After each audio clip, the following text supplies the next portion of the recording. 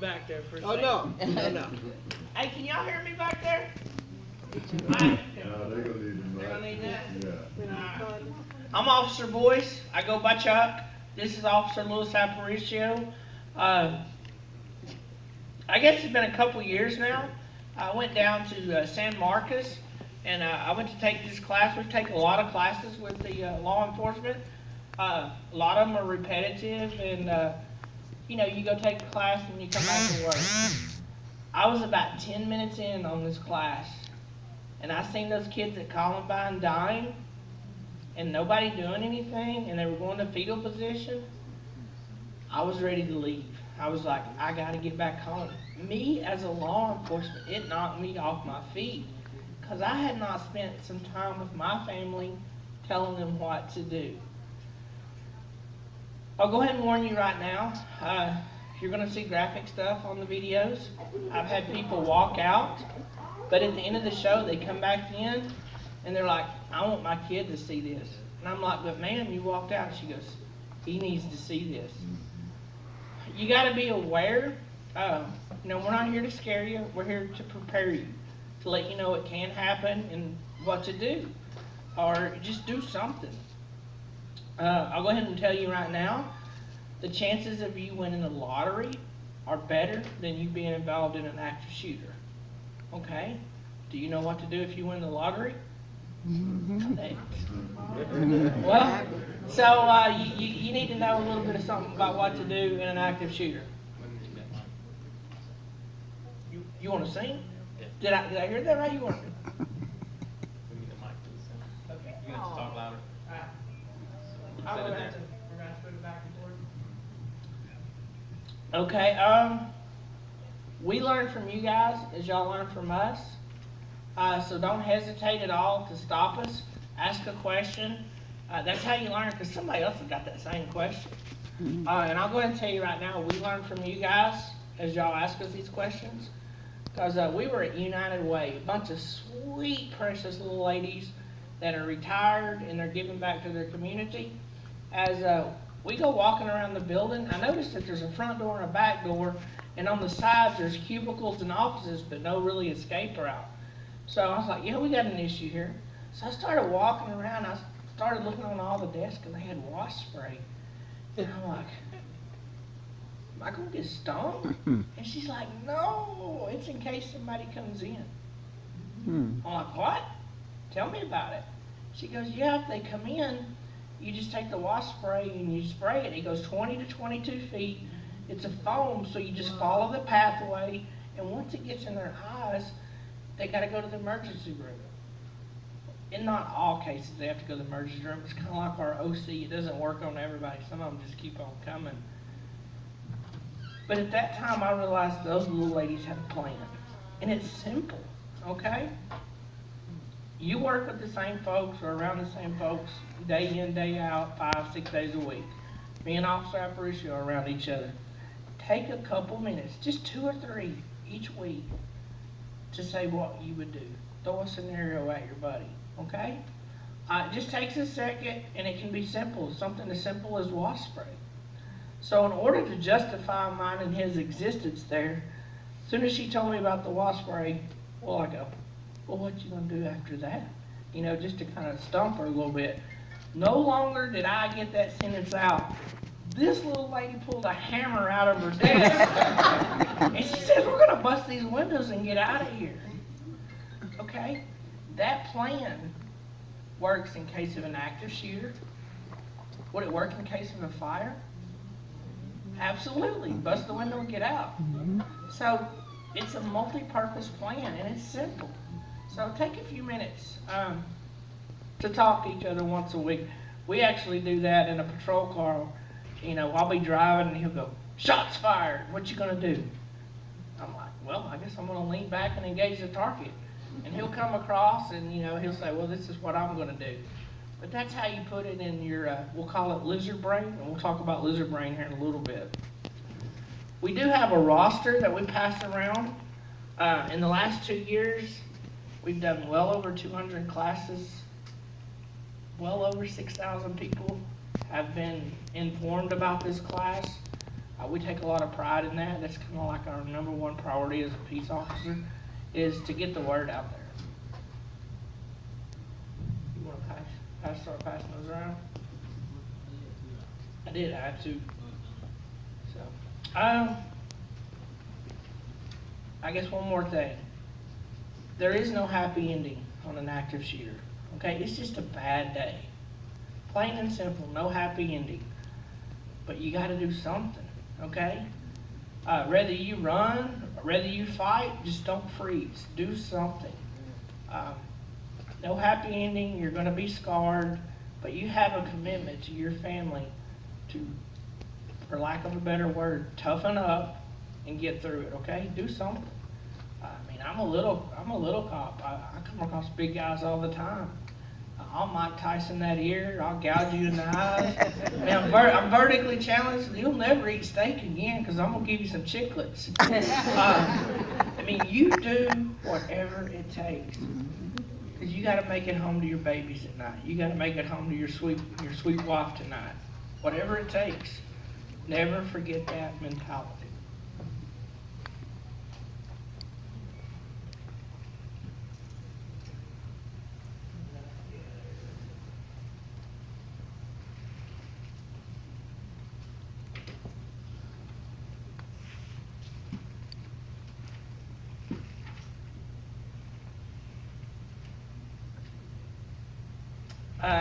This is our email address.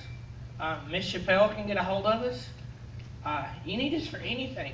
Don't hesitate at all to call, email, send a smoke signal up.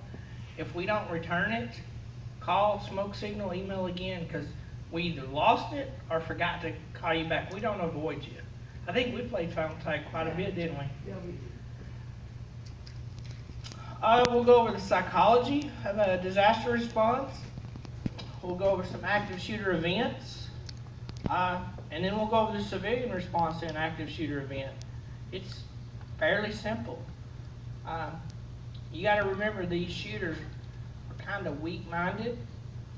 They're looking for a high body count in a short amount of time. Anything that you do to disrupt that cycle, you're taking away from their plan. So they're not going to get the media exposure that they want. I mean, if you put up a fight, do you think they're going to get a high body count? No. So they're going to retreat, typically. It's nothing new. This guy back in 1927, he was upset over some taxes, killed his wife, burned his barn. He drove to school, 3 explosions, 45 dead, 58 wounded. There's always been dummies out there, okay? There's always been people that feel sorry for themselves. The media, I guess you, for lack of a better word, they sensationalize it now. But there's always been people out there. First up is Columbine. 1999. Law enforcement got a black eye this day, this time, because of what they did. In the early 70s, law enforcement broke down into specialized units like crime scene, SWAT, accident investigation, negotiations, all kinds of little groups. It was to take some of the load off the patrol officer. So for 20 years, they trained and they practiced. Arrive on scene, call in the correct unit that they need. So they pretty much, while they were inside killing people, they set up a perimeter called in negotiations and SWAT. Why kids are kids are dying inside. What they had done for 20 years had worked until this day, this time. So ALERT, which trained us, which is Advanced Law Enforcement Rapid Response Training, since 2002, they took these tactics, they changed them, they taught us to start thinking outside the box. So now, does everybody know the motorcycle officers that ride around Tyler? They're brutal. They will write you tickets in a heartbeat. But did y'all know that they have rifles? Yeah, they have collapsible stock rifles in those bags, their sidecar bags. So if an active shooter happens, who's going to be the first one to get there? They are. Those rifles help us conduct business. They save lives. One of the arguments with Columbine is why they didn't, we're going to listen to Patty, why she didn't get the kids out of there. A lot of the schools, they want you to lock down. Does everybody in here know what your school's process is for your kids and your grandkids? What is it?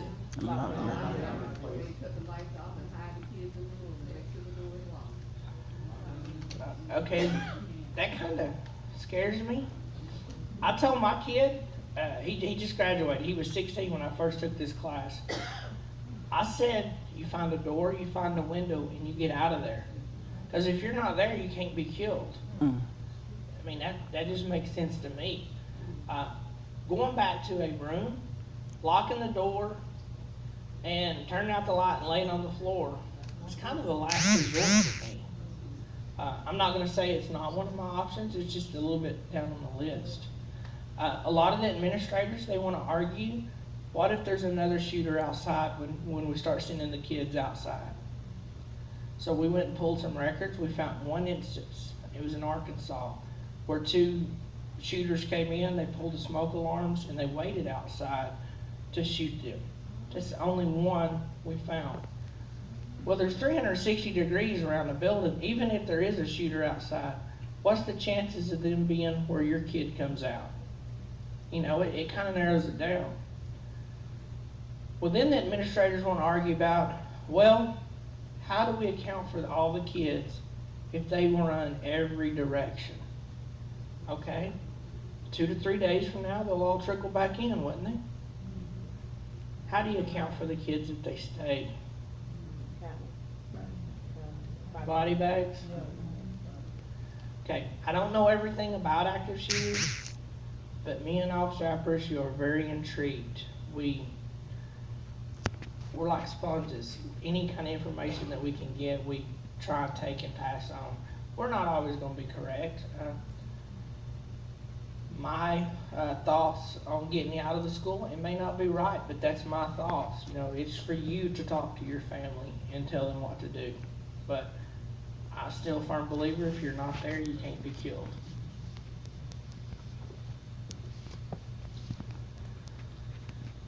The shooters, they were down at the bottom, there at the soccer fields. They were throwing pipe bombs and shooting at people. Patty was inside the school. She actually grabbed a student named Brian Anderson, and she went to walk to the doors and go out there and tell these guys to knock it off. They're out there shooting people and throwing pipe bombs. Are you going to go outside and tell them to knock it off? I'm not signing up for that. She could have, you know, just went back into the library, got all the students, and got out of there. You know, that's my take on it. I mean, no disrespect towards Patty. It's just kind of assessing the situation afterwards so that we can learn so bad things don't happen twice. Shooters, they come in up here. They work their way around. Has anybody ever heard of Cassie Bernal? There's a book out there. I think it says, She Said Yes. There's some discussion before they killed her. They asked her if she believed in God. So, these are the kids. They look like my kids. They got bright futures ahead of them. And they were needlessly killed. Okay? The shooters at Columbine were in there 47 minutes. They were never confronted by law enforcement. As soon as SWAT made entry, they killed themselves. They were actually quoted as saying, maybe we should start knifing them, that might be more fun. There were 56 students in that library, and these are the only ones that got killed. So do you think those shooters were actually committed? When are we going to come across some shooters that are committed? They had 47 minutes. They had the ammo. They had the time. Everybody was in fetal position. Nobody was putting up a fight. They could have killed everybody. They didn't. So this is why you got to do something. This is the 911 call from Patty Nielsen. Listen to the background. You'll hear all the gunshots.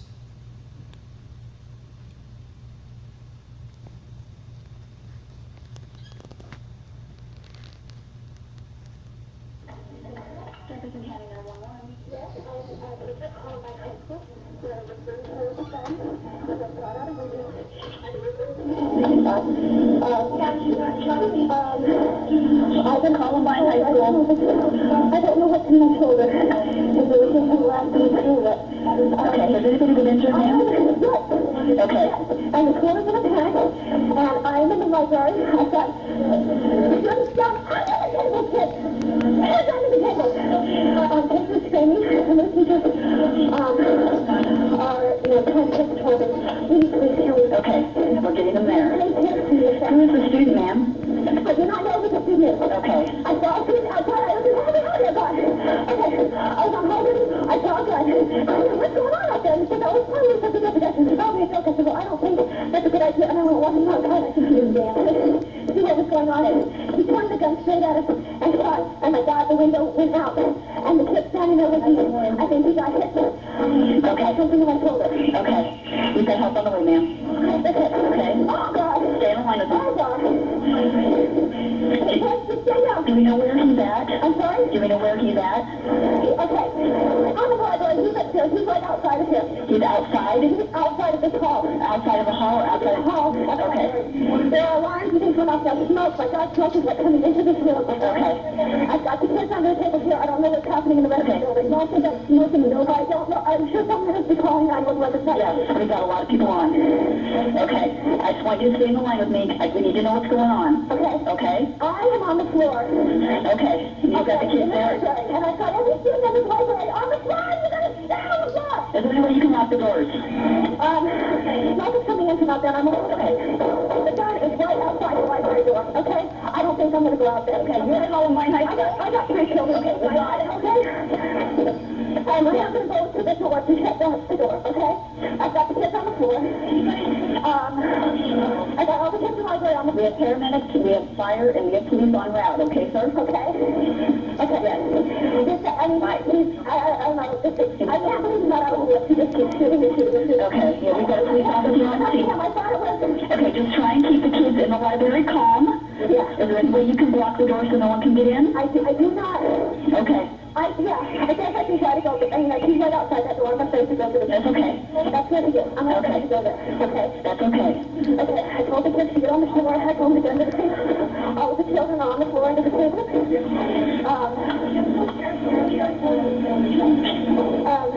Yeah, they're all under the table. Okay. And as long as we can just try and keep... No one's saying a word. Okay, as long as we can keep everyone there as calm as we can.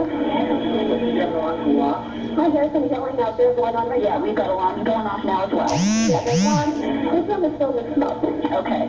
Okay. Keep everyone low to the floor. Yeah.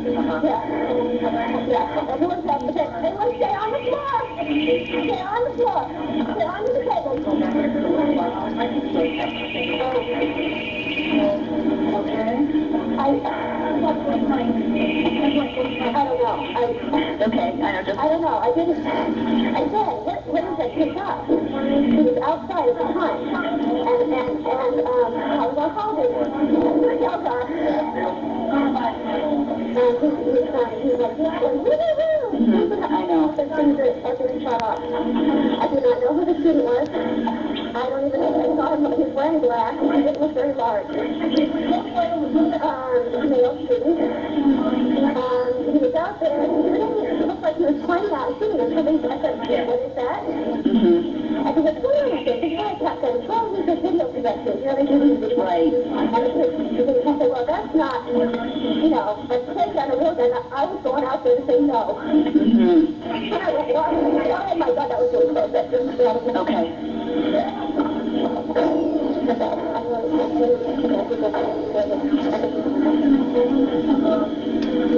What's your name, ma'am? Patty?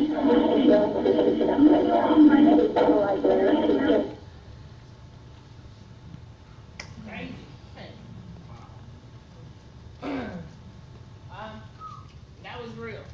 Okay, the next video that we're going to see motivation. It is not real, okay? How close would the new police move to the police station? The police are outside. Outside. They set up a perimeter. Like I said, they've been trained since the early 70s to set up a perimeter and calling SWAT. People are dying. That's why I say they got a black eye. It just blows me away. I mean, my heart goes out to those families and those officers. Those officers done what they were trained, but you know they're having to live with that. You know, that's where this alert that taught us has stepped in to train this new tactic. When you do something once or twice and the tactic won't work, it's time to think outside the box. It's heartbreaking. That was They real. had to hold to their training despite what was going on. Sir? They had to hold to their training despite what was They going on. did. I don't know the background. For all I know, I know a lot of times we'll have a more authoritative supervisor or something say, and we have to follow those directions. Because if we break down, the machine breaks down, and then we have nothing but chaos. So you have to follow your commanders. But hopefully, commanders will learn from the mistakes that have been made in the past. The next video we're going to see is very disturbing. It's the one that motivates me in this whole presentation. It is not real. It's a dramatization of. There's a couple bad words, but like I said, it's my motivation. You just have to see it and hear it, and feel it for yourself.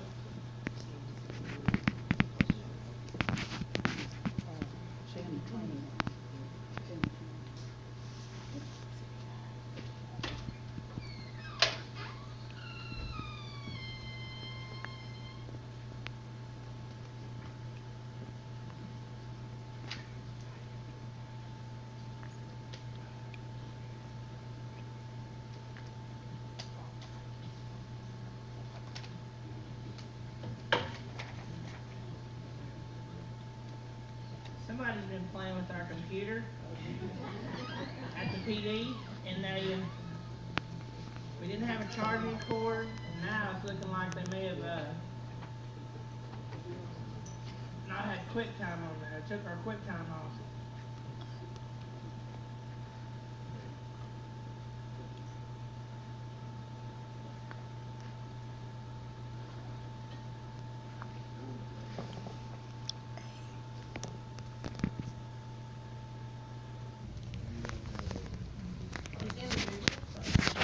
There's lots of great companies out there that we can, choose from. Like, there's a class in Linda I want to take under Freedom Defense. It's a home invasion class. I really want to take that class. There's Joe Dillon, he's a retired PD officer. He teaches license to carry classes that are on FOP law. If you need information on somebody, we can get it for you. Or you need anything at all, I have some cards up there, or Ms. Chappelle can get a hold of me. We're here to help. Any other questions?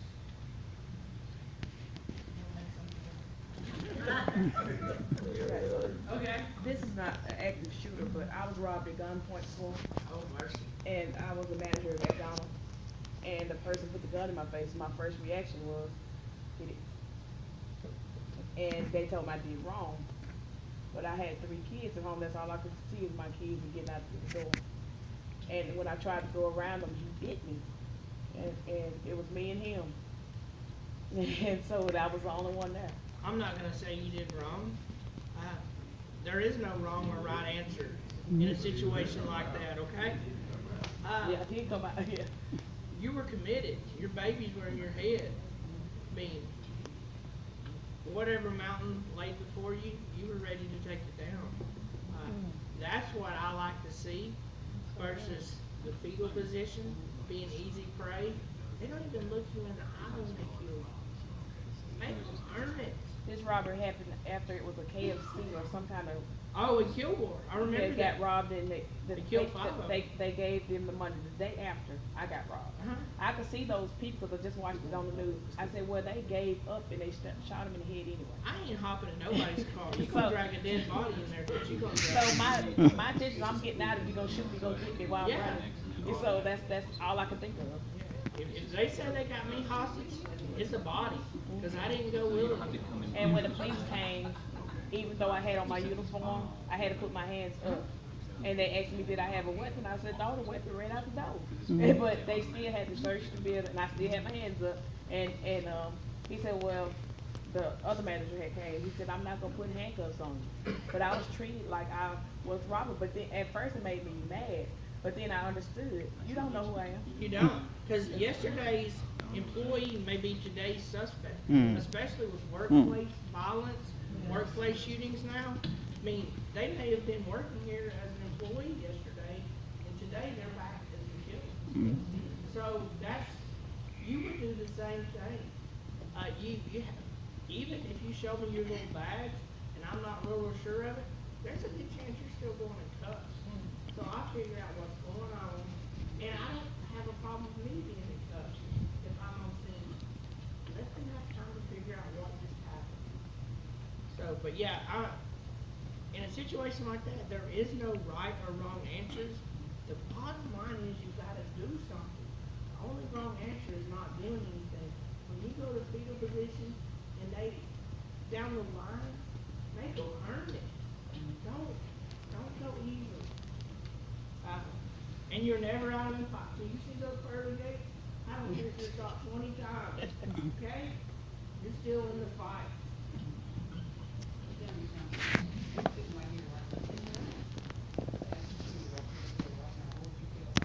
That's my bodyguard right here. Save yourself.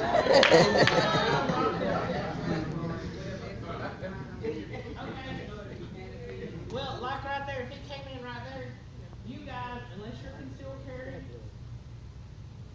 it's on you. You're away from it. The best thing to do is I have to go out that door.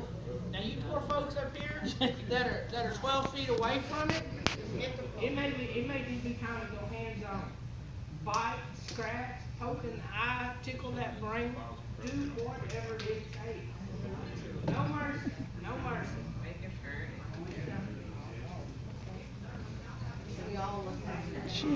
I don't know what you're saying.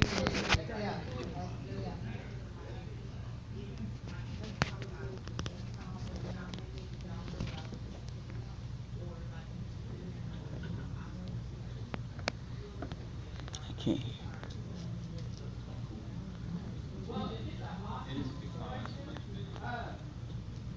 Obviously, we're not going to court. Okay, he's not building you guys yet, it's just clearly a hostage situation. We're gonna kind of eye on, we're gonna kind of talk with him. And first opportunity, we'll probably will take him out and snipe around. But if there's active killing going on, we're saying, I was out, so far through that door to get you. Okay? I didn't know that. I'll tell you right now, I will drive that patrol car all the way through the church to get you. That's the kind of commitment we have. Nobody's going to hurt on our lawn. But it's a non-emergency support. We get a lot of family situations. We heard having a gun on him. A lot of times, just a little bit of time of talking,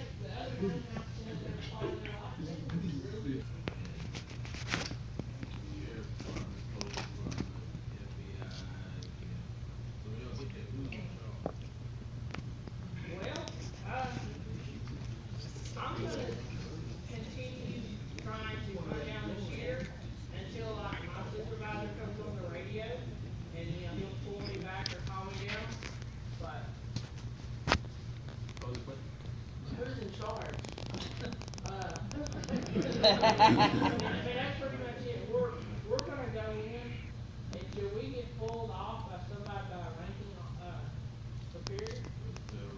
Yeah, we're gonna If handle there's it. an active shooter going on, I'm in charge until the threat's gone. You know, until then, I'm not leaving. And then after that, then they can deal with it. I think Yeah. it's that. I don't want to go. Crime scene. Pull it over here. You say you work for the LA Yeah. Sheriff's Department? We have a video. Usually, in LA, the sheriff is in charge of anything in the county jurisdiction, which includes the city. Yeah. It's all jurisdictional, Yeah. things, like, that says Tyler on our pack, so we're just responsible for what's in Tyler. Doesn't mean we can't stop you outside the city limits, you know, if you're doing something crazy, we can. Well, it's on the federal facility, the Yeah. FBI always, they want it. So the county has jurisdiction in the city and outside, the city, and the DPS, the whole state, like, state police. So it's just about jurisdiction, we have the same, arrest powers as any case officer. We have the same, arrest, Equal. you know, they just have more jurisdiction. I think all of it's that. Oh, equal uniform. They actually, right now, they have to go 2 weeks, every DPS officer has to go 2 weeks in the court. Wow, what case? And, they have a mandatory of 50 hours a week. It's a long day. Oh, yeah.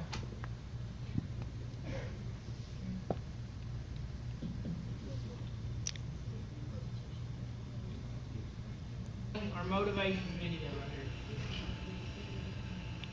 911, what's your emergency? Yeah, I think there's a shooting at my school. We have units on the site. Can you find the perpetrator and then what about? No, not really. Can you tell me where you are? How many people? Can you see the perpetrator? Can you see the guy where you're going? Are you inside or outside?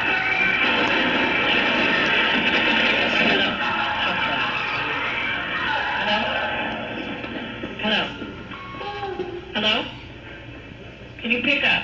Hello? Hello? Can you tell me where you are? Hello? Can you tell me where you are? Oh, the shooting in school. Where are you at? Help me. Shut up, fucking shooter. Shut the fucking top. Perpetrator has a phone. The perpetrator. Did you see her fall? I fallen so low. I think it really doesn't matter now. They're gonna die. There's two people. Man. Lucy died. There's two shooters, man. Yeah. Hello, can you pick up? Hey, little buddy. How you doing, little buddy? No, hold up. We got a phone call here. Hey, hold on. No last words? Come on. Andre. Perpetrator's name, Andre? Andre? Can you pick up? Hey, everybody! Several people in the room. It's got the hell pop. Women in the room.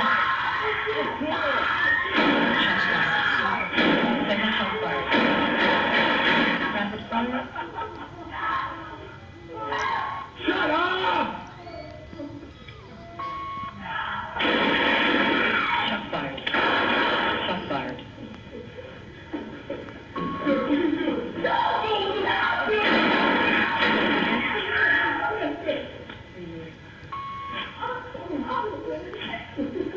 Can you hear me? Andre? Andre, can you pick up? No worries. Oh my god! Oh my god! Oh, go away.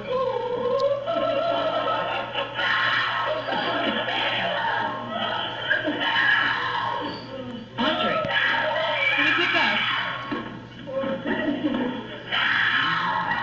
Look at the blood. Is the gun pointed at him? Shut up. What? What? Are you dead yet? No, you're still alive, aren't you? Shut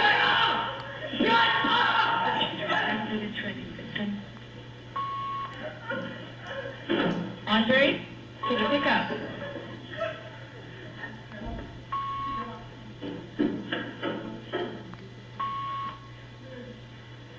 One of the victims is talking to a perpetrator. Just trying to reason with him. What?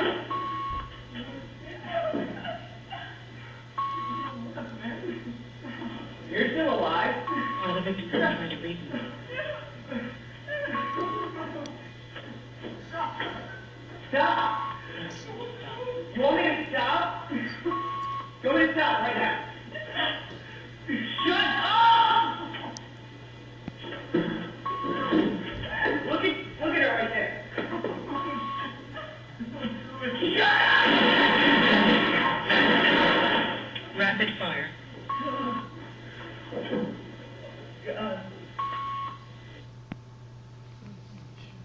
That video keeps me motivated. Like I said, it's not real. It's a dramatization of. A lot of times, like when we're in the schools, and we got some freshmen, sophomores, juniors, seniors, and we don't quite have their attention. We don't let them know that it's not real. And usually after that video, we have their attention. Then we let them know it's not real. We don't name them, okay? I forgot my microphone. We don't name them. That's one of the things that we don't do through alert. We don't need to remember who they are. They are just simply shooter 1 and shooter 2. We need to remember the victims and their families and the people left that have lots of heartache. Like I said, they're looking for a high body count, short amount of time, and they're looking for media exposure. That way they go down in the books, and they're forever remembered. We don't need to give them that. Disaster response is how we behave in high stress events. 3 stages of disaster response. The first is denial. Patty Nielsen was in denial when she wanted to step outside those doors and talk to those folks, or talk to those shooters about, y'all cut that out. Denial will get you killed. Once you get over denial, you have deliberation. That's your plan, okay? Like the little ladies at United Way, their plan is to grab the wasp spray. And then it's time to act, your decisive moment. Denial is the first stage. I'm going to play that video. Part of deliberation is, actually we'll go back to denial. Denial. Many people do not admit that there is a disaster or underestimate the severity of the disaster. People delay taking action, delay cost lives, okay? In the World Trade Center on 9/11, a plane just hit your building. Are you going to pick up the phone and call somebody and say, hey, did you see that plane hit our building? I'm not logging up on my computer. I'm not grabbing my man bag. I'm just gone. Okay, I'm getting out of that building. A big 7 hit our building. I'm out of there. Okay? A lot of times in active shooters, folks hear the gunshots outside, but they simply dismiss it as fireworks. Okay?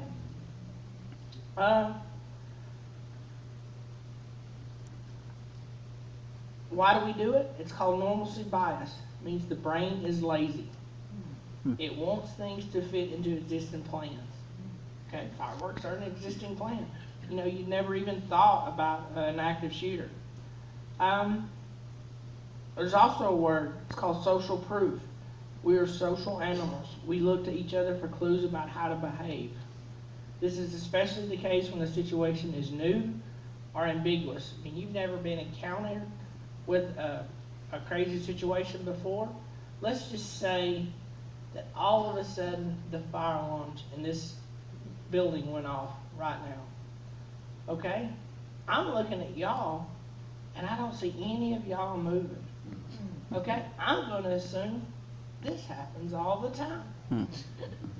Okay? You guys are looking at me and Officer Lewis. You're like, those cops ain't moving. They must have heard something on their little radio said false alarm. So we don't need to move. And we all gonna sit here and burn to death because we looking at each other for approval. I'll go ahead and go on record now. I have looked funny in the past. You've probably got videos of me doing crazy stuff. Okay? I'm gonna look funny in the future. But if something does not feel right, or you know it's not good, go ahead and take some preventative action. Okay, timing is everything. It may very well be the few seconds that save your life. So now, once we got over the denial, you got 5 seconds. It is what it is. It's a bad day. Okay, you just got to embrace it. Okay, it's time to move on to deliberation. Okay, that's your plan. That's that 1 to 2 minutes that you talk to your coworkers each week. That's all, 1 to 2 minutes. You don't gotta do it an hour a day. 1 to 2 minutes once a week. At 52 weeks in a year, that means you have 52 different conversations about what to do. So you put in your lizard brain how to react in a situation that you normally would not know how to react to. So that's part of deliberation. Doesn't really matter what you do, as long as you do something. Go left, go right, go down the center, just don't stay stationary. The problem, if you wait till something happens before you come up with a plan, is you got to realize you're going to be under extreme stress when it's happening. Here's some of the things that you lose as your heart rate goes up. At 60 beats per minute right now, where it's normal resting. At 90 beats per minute, you lose your fine motor skills. At 120, you lose complex motor skills. They deteriorate. You're actually stronger, faster, will bleed less. That's pretty cool. At 150, your cognitive processing deteriorates. You have tunnel vision. That means you don't see the whole picture. Tunnel vision. You have auditory exclusion. I can't hear Lewis over here saying, "Hey, Chuck, there's an exit out here. There's an exit out here." You know, it's just because I've lost some of my abilities. At 175, system overload, freezing, voiding of the bowels and bladder. I've got dirty drawers. It's a bad day. If I'm still alive, okay, I need to do something to get motivated so that I can stay alive. Has anybody ever heard of a battle breath? How many soldiers do I have in here? I know I've got some vets, yeah. Thank y'all for y'all service. Have y'all ever heard of a battle breath? Breathe in through your nose for a 3 to 4 count, hold for a 1 to 2 count, exhale through your mouth. A repetition of 20 can lower your heart rate 20 to 30 beats per minute. What happens when we lower our heart rate? We regain abilities. So you're getting stuff back. So if you were in the gray or the black area, you're coming back down to maybe the red or the yellow. You've regained those abilities.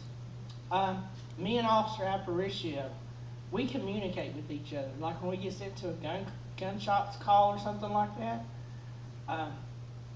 you don't think we're not scared? But we talk to each other. Lucky for me, I'm a little slow upstairs, so I'm already in the middle of something before I go, "What did you get us into?" So, but we communicate. You go, "Hey, is your radio on channel 1? Okay, when we get out, I need you to deploy to the right. I'm going to go to the left." Or, "Hey, you know, we've been here before. Remember that shotgun right behind the front door?" We communicate, and that de-stresses us. Does that make sense? Fear, it's an emotion, okay, just like any other emotion. Can you convert fear into another emotion? Absolutely. Imagine a mom and a child walking through a park. Okay, they're encountered by a vicious dog. Okay, they're both scared, mom and child. But what happens if that dog attacks that child? Oh no, he done bought the whole can. She converts all that fear into anger and rage. They come in here killing your family, your friends. You got to convert it, okay? You got to convert it. There's one other thing that can calm you down, and I know y'all know it. Starts with a P, ends with a Y. Absolutely. It works. Part of your deliberation, human brain versus lizard brain. Okay, it is what it is. We actually done this class for some psychologists down at the, what was it? Starts with an S. This class that called it a cleansing breath instead of a battle breath. Well, I can't remember the name of the business, but it was a bunch of psychologists, and it's actually a term, lizard brain. A human brain has to absorb everything. It has to think about it. It has to observe. It's very, very slow. Lizard brain, it's fast. It just happens. It's a reaction. It's like if somebody jumps out to scare you, your reaction. Would you say that's in your lizard brain? Wow. You never. I mean, I'm so sorry. You done it before you thought. That's a lizard brain reaction because it's in your reflexes. Okay, the little ladies at United Way, what's in their lizard brain? Absolutely. Somebody comes in there and pops off a shotgun round in the front lobby, they're all going to wig out. They're going to go crazy. They're going to lose it. But what are they going to grab involuntarily and start doing business? Wasp brain. It's in their lizard brain. Like when we go to the range and we run out of bullets, what we have to do is we have to practice getting offline, seeking cover, concealment, reloading, never letting our eyes off our target, and getting all loaded back up, and then re-engaging. We have to practice that at the range because there's been too many officers shot where they're still on the X trying to reload. Does that make sense? Because you do it at the range over and over again, and we've got documentation of it, so now they train us to work. When you run out of bullets, you get off the X, seek concealment cover, reload, and then get back in the fight.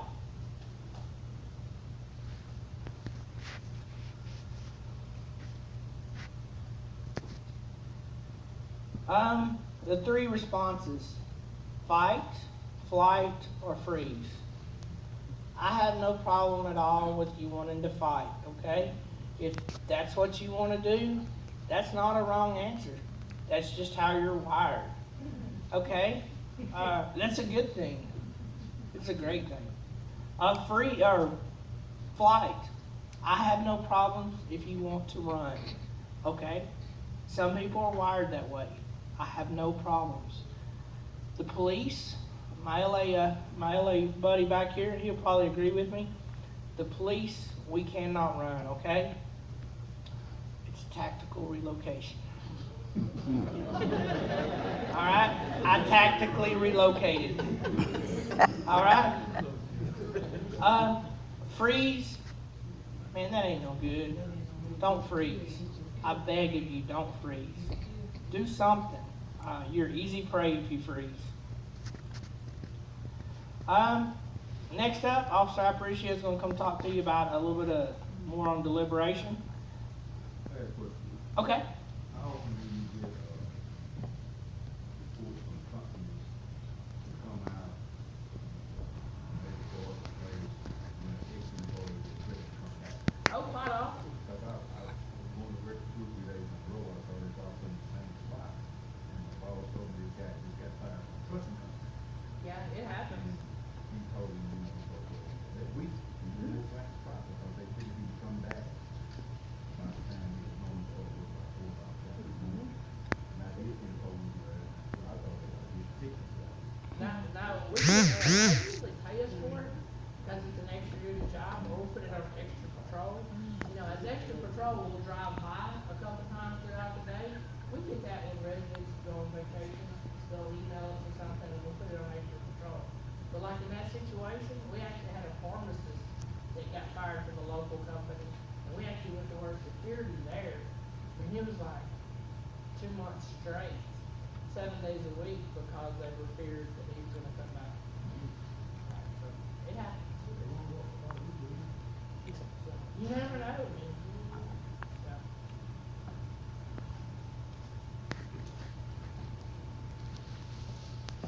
Can you hear me back there? Do I need the mic? Okay. We're going to talk about deliberation, and that means just making a plan before something happens, right? It's real easy. It can be quick, or it can be very detailed. who's flown on an airplane before?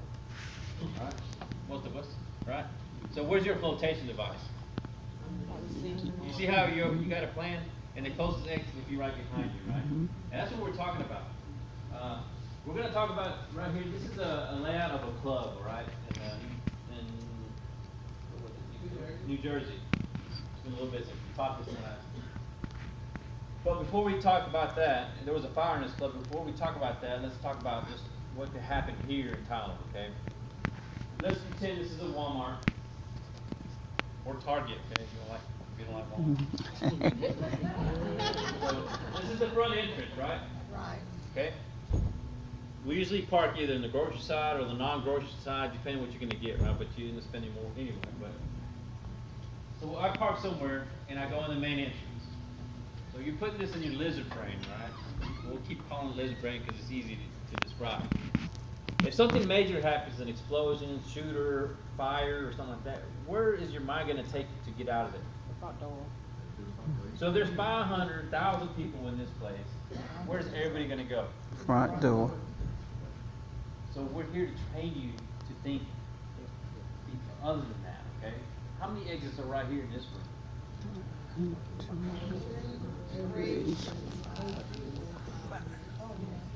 That's doors, right? Windows. All right, now you're thinking. Good, good.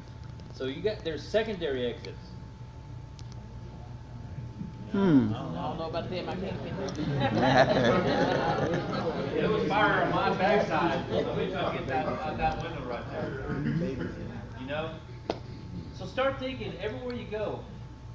Okay, I came in this door. Where's the other exit? Right? Movie theaters, restaurants.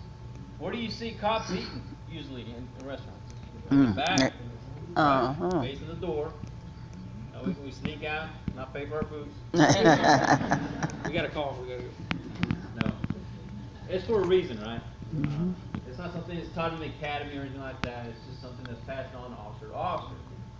All right, so it's to be prepared if something happens. All right. So when you go to Walmart, there's usually exits in the back, right? Back here, whatever. Restaurants are usually one in the kitchen. Right? So this particular club, there was four main exits. 1, 2, 3, and 4 by the stage. The Great White was playing in this particular incident. Anybody know who that is? The rock band. But and the ceiling was about as high as this right here. Okay. This club was ready to have 400 people in it. By the fire marshal. There was 462 people when the fire broke out. Okay. You'll see. There's going to be a video. You're going to see the cameraman start right here. He's facing this way, and they shoot these fireworks off. Of course, it catches on fire. You hear the lead singer say, "Oh, that ain't good," and they're out of there. But there's 462 people in here. First of all, Plan A. It's completely packed. Even if Justin Bieber's playing, I have to tell him not to go in. Dude, Taylor Swift. Taylor Swift. You know, it's shoulder to shoulder. You probably shouldn't go in, right? It's not worth it. You know, you're not going to be able to get out, especially you're over here. So that's Plan A. Probably shouldn't go in. You'll see the cameraman right here. The fire breaks out. And the reason why there's a camera doing a documentary in there is because there was a fire in a club not like a couple weeks before that. It killed like 20-something people. Right? So he's in their video. In 2003, we didn't have iPhones, you know, like it was flip phones still. So it's probably a big camera he's holding. So he walks, the fire breaks out, and he's one of the first people. He has no denial.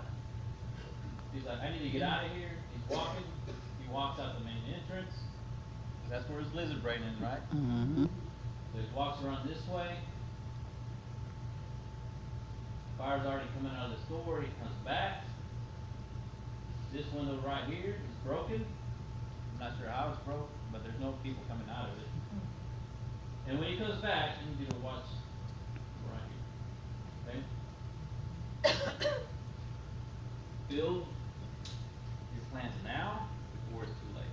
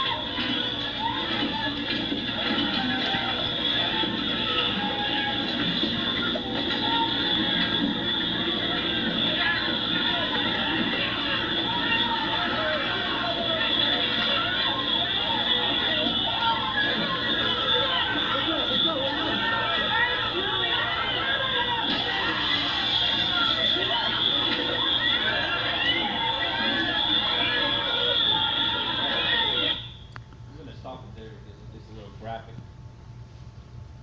Do you see what I was talking about? 100 people died on this fire. How much time did they have? About a minute and 30 seconds. That place was fully engulfed with flames and smoke. Smoke will kill you first. 31 people died right there in the entrance. What was here? Windows. What can you use to break a window? Your hand. If you get pumped up enough, your hand will do it. I'd rather be cut and burned or to death. You know, whatever it takes. You know.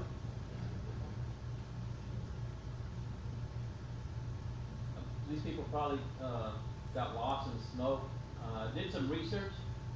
Right here where that band was playing, the bouncer stood right here and said, "This is for the band only," while they were getting out.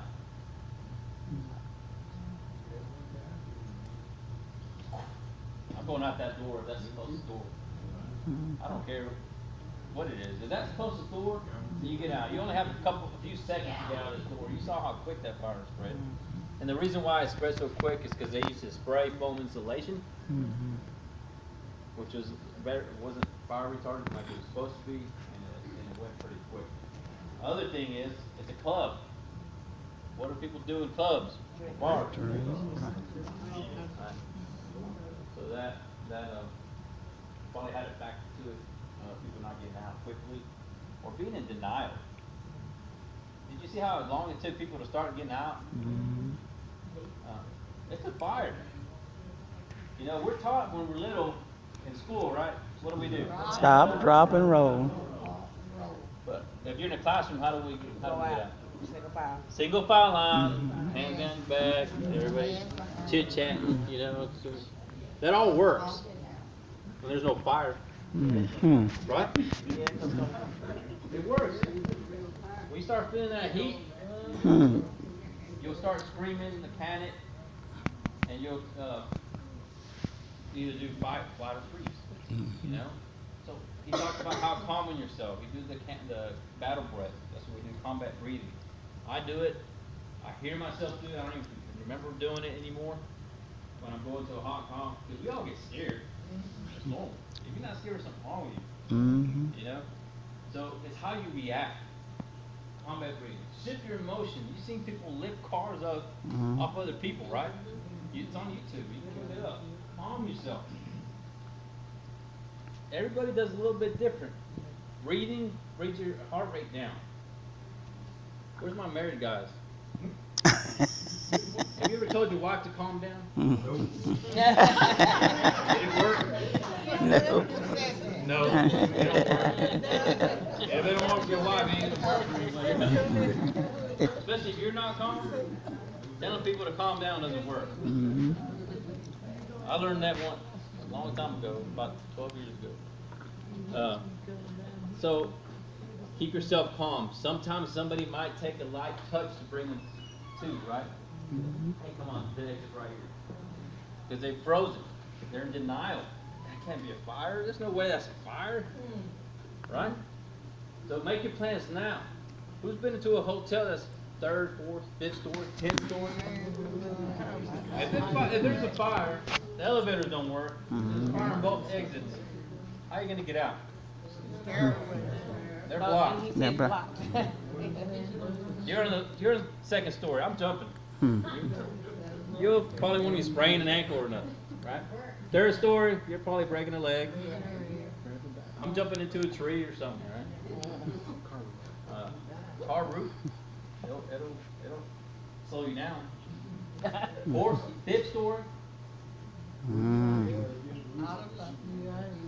yeah.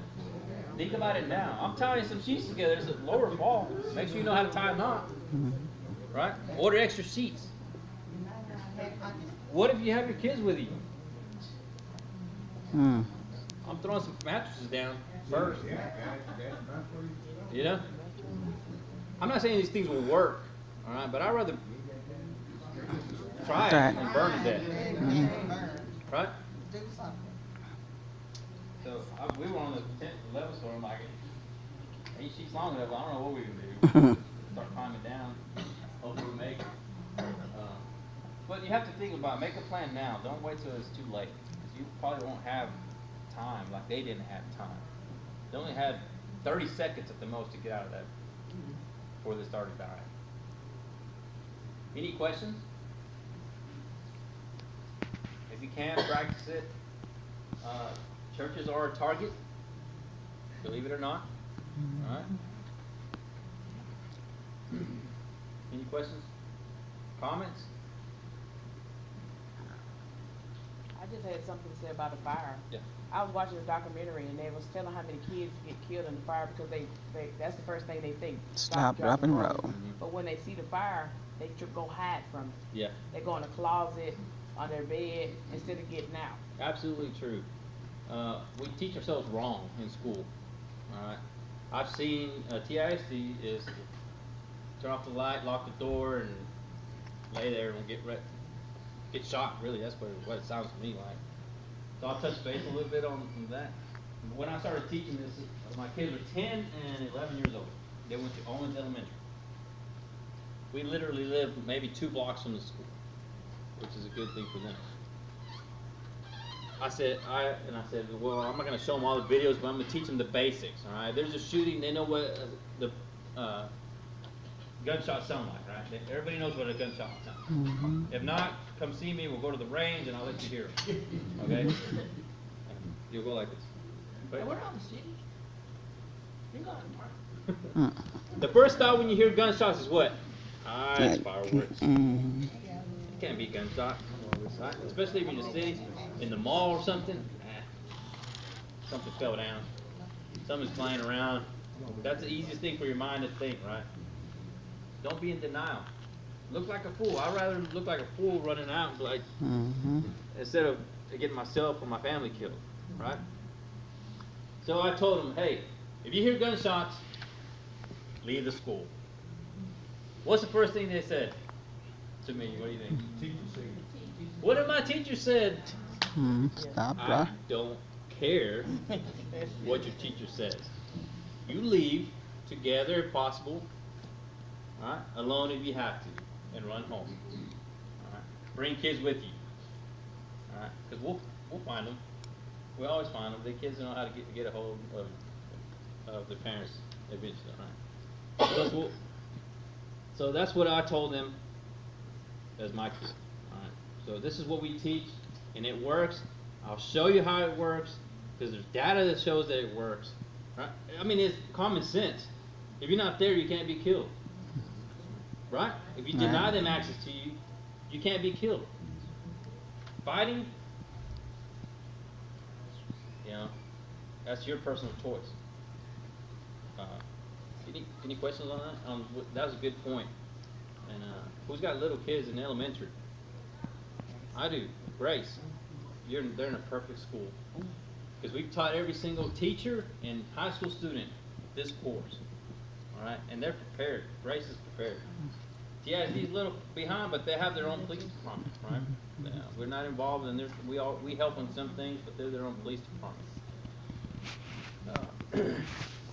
So I'm glad you brought that up. I can keep on going. We can be here all day. Because we get a little passionate. We got to cut down on how many classes we teach. This is an 8-hour course that we try to cut down in 2-3 hours, sometimes 1 hour, but you miss a lot of things. He's going to talk about Rick Rescorla. Anybody know who Rick Rescorla is? Not many people do, but you're going to find out. Hi, Rick. Oh, yeah?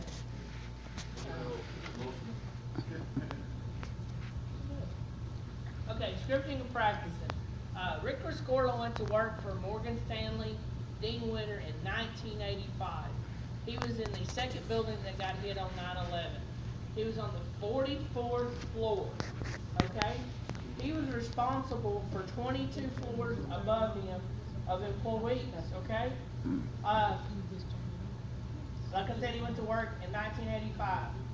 1988, we had the bombing of Pan Am Flight 103 over Lockerbie, Scotland, I believe is what it was. And a light bulb went off in Rescorla's head. He's like, whoa, we're a target. He's, you know, when you think of America, you think of the Twin Towers. He's like, we're a target. So he got a hold of his buddy. Hill. Oh my goodness, I had a little moment here. I think Daniel Hill. I was thinking Andrew Hill. We have an officer, Andrew Hill. He got a hold of Daniel Hill, which specialized in counterterrorism. He said, I need you to come check my building out. I want you to do a threat assessment on it. So Daniel showed up. They went from the top all the way to the bottom of the building. When they were in the basement, nobody come over and said, hey, what are y'all doing down here? You know? Where are you vulnerable at? Your basement. Okay? So they drew it up of what they would do. They said, I would drive a truck into the basement area, set it next to this column, okay? I'd have it full of explosives. I'd walk out, I'd set it off, I'd bring your building down. Okay? They gave it to the Port Authority who owned all the buildings in there. Okay? They're the gurus. They were dismissed. They were like, no, that's not going to happen. You know what it would cost to put a security gate, security guards, and cameras down here? That's not going to happen. What happened in 1993? Exactly what they said. They just didn't bring the building down, okay? So they did get a little bit of credibility. So they started letting Rescorla do some drills. So he would send memos out every quarter, something like that. Hey, go ahead and dress casually. On this day, this time, we're going to do a drill. So he started doing that for a while. And then all of a sudden he thought, they failed in the eyes of the world. They have got to come back in order to obtain any credibility as a terroristic group. They've got to come back. So he got Daniel Hill once again to come back. And Daniel looked at the building and said, Rescorla, there's just no way. You're just too vulnerable from the air. Okay, you just got a lot of buildings up there in the air. There's nothing you can do about it. So Rescorla went to New Jersey, which is close by. He found a 4-story building that they could relocate to and save lots of money. Same operations, cheaper building, put money in their pocket. He sent it up to his corporate people. No, can't do that. We have a lease for 2006. You're going to have to step it up and keep us safe. That's exactly what he did. He went and bought him a bullhorn. He bought him a stopwatch. And he got some walkie-talkies. And out of nowhere, Out of all those 22 floors, you hear this ding, ding, ding, ding. He come off that elevator, and he's got his megaphone. He's going throughout the office. He said, let's go, let's go. Don't log off your computer. Leave your bag. Hurry up, hurry up. People are dying. You're going too slow. Let's get out of here. It did not matter if they were having a board meeting. It did not matter if they had $1 million client in there. They were just unpredictable drills. Well, this constant approach to keeping the employee safe put him into, it says right here, these drills put him into conflict with high-powered executives who resented the interruption to their daily activities. But Rescorla nonetheless insisted that these rehearsals were necessary to train employees in the event of an actual emergency. Okay? How long is this guy going to keep his job? Okay, he is just totally rocking the system, but he's training his people. So, at 8:46 a.m. on the morning of September 11, 2001, American Airlines Flight 11 struck World Trade Center Tower 1.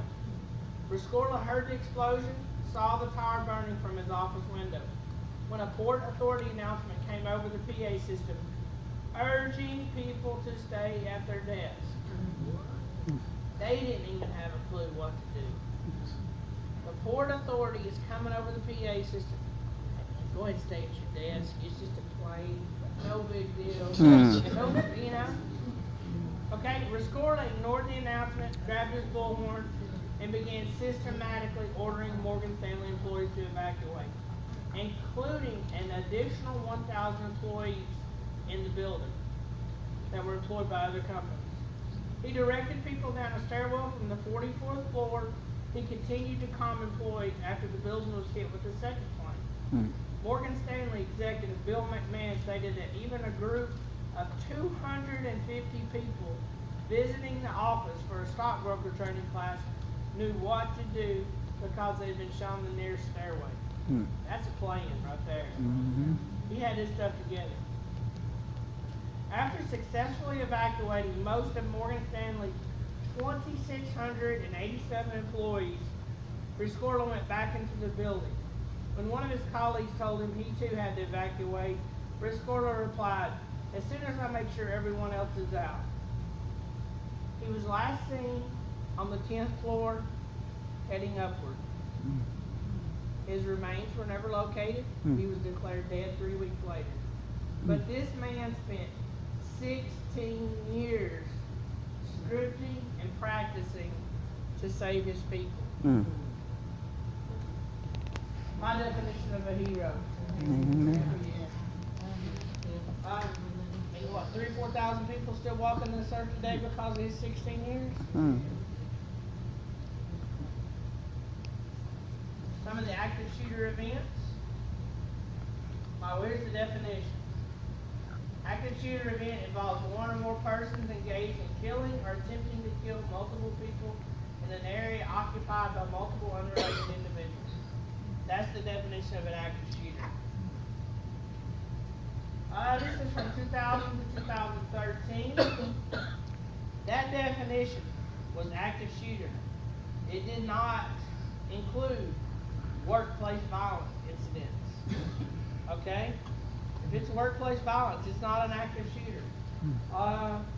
If it's a gang-related activity where innocent people get killed, that's not an active shooter. That's a gang or whatever. So you won't see these on here. 2005, what happened right here in Tyler, Texas? That was an active shooter. And it is not on this map. Okay? That bugs me. That makes me wonder how many more are not on this map. Anybody ever heard of Aurora, Colorado? Yes. Okay. Well, we had the same thing happen here in Texas, down in San Antonio. Okay? It was foiled by a concealed carry person. So it's not on this map either. So this map don't include, I guess, all of them. Some of the are the foiled ones. But from 2000 to 2013, here's a good majority of. It's 160 over 13 years. We know there's a few more. The shooter really knows that profile. He's typically male, okay?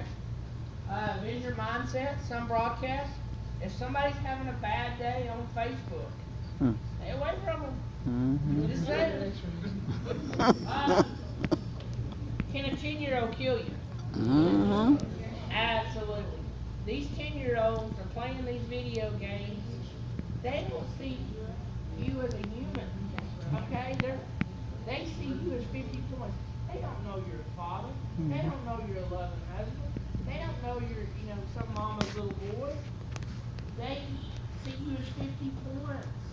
They don't understand the value of life. They've been desensitized by these video games. A 10-year-old can kill you in a heartbeat.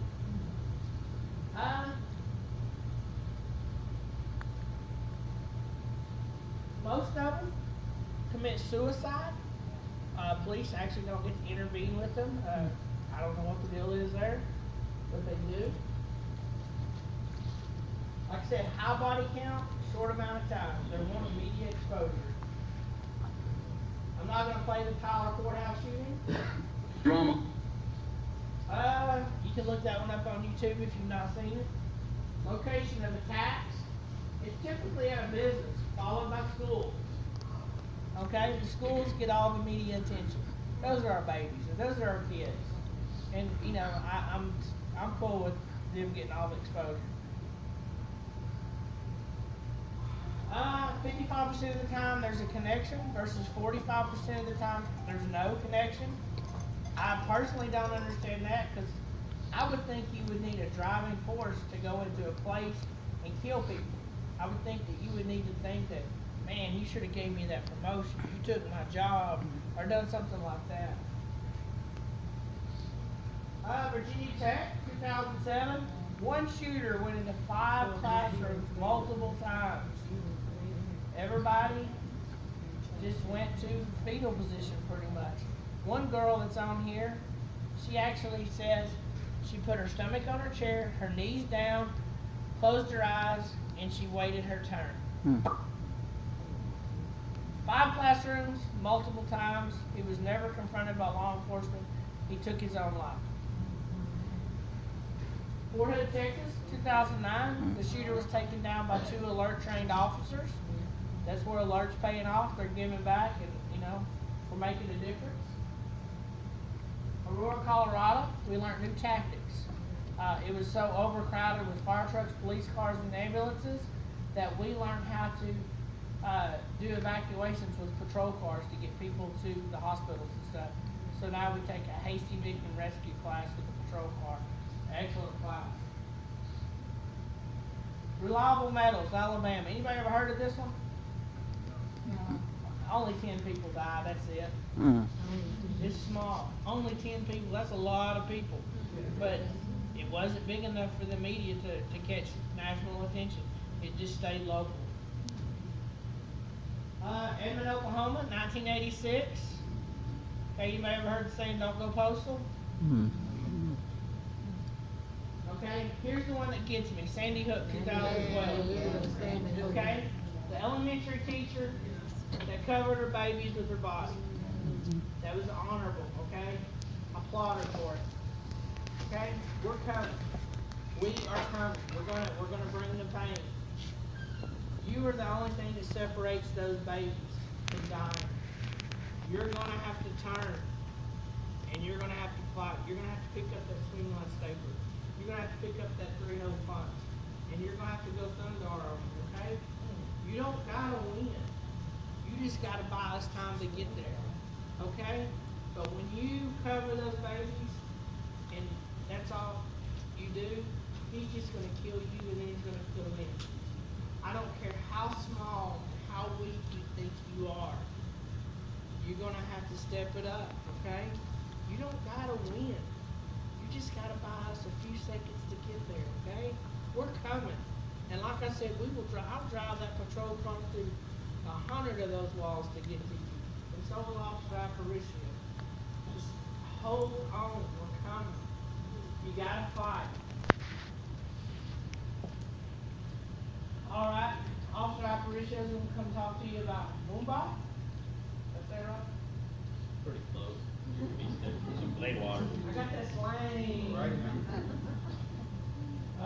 How much time do we have? I'm past 10. 8:30? We got about an hour's worth for 30 minutes. So I'll touch base. Anybody heard of what happened in Mumbai in 2008? Okay. 10 terrorists broke up in teams of 2 and went to places to shoot people. Pretty much. Alright. These are radical Islamic terrorists we're going to watch. But it doesn't matter who they are. No. It doesn't matter why they're mad or why they want to. It doesn't matter. Alright. That's not important. What is important is how to survive it. So they broke up in teams of 2 and they went to what you're going to watch is a train station. Alright. Where there's actually a police department there with 20 cops. They're trained a little different. They're not equipped like we are. Most of them ran away. And the ones that stayed didn't have the tools to take care of these 2 active shooters, because they had 2 AK-47s, fully automatic, okay? And they had bolt action rifles with 5 bullets in it. I don't know if you know the difference between that. By the time you were racking a new bullet, 30 rounds already came at you. Alright? So, it doesn't matter who they are. It's just to show you that this stuff is tactical. Alright? The terrorists have their own magazine. I'm not going to tell you the name because I don't want you Googling it. And the FBI will be knocking on your door. Yeah. Alright? But they have their own magazine telling them what to do. If you can't afford a rifle, run them over. What's happening? If you don't have a rifle, stab them. What's happening? They're reading this, right? How easy is it to steal a car and run people over at a parade? Okay? Be aware of your surroundings. All right? If you see something, say something, no matter how small you think it is. Don't always expect somebody else to call the police, because it doesn't happen. I've seen that way too many times, that somebody doesn't call because they expect somebody else to call. Alright?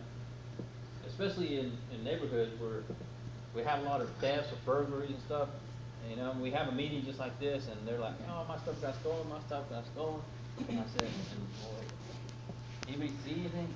Yeah, I saw a guy walking with a lawnmower. It's 3 o'clock in the morning, but did you call? No. That's what I'm talking about, alright? You see something, say something. Alright, doesn't matter, that's what we do. That's what we get paid to do, alright? So this is the video.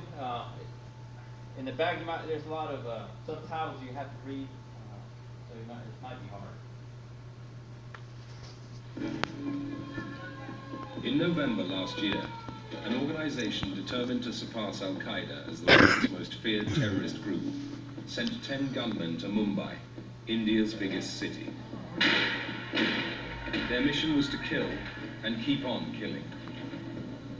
All the bodies were falling, and I was buried under the bodies from my waist down. They wanted to stage a spectacle so cruel and terrifying, the world could no longer ignore Lashkar-e-Toiba, the army of the righteous.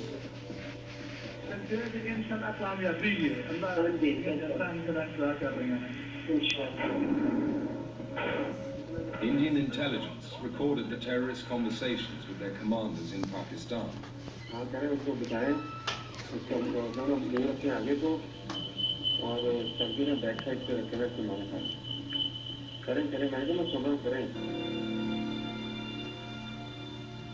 On the 26th of November 2008, 10 gunmen arrived off Mumbai on a hijacked fishing trawler.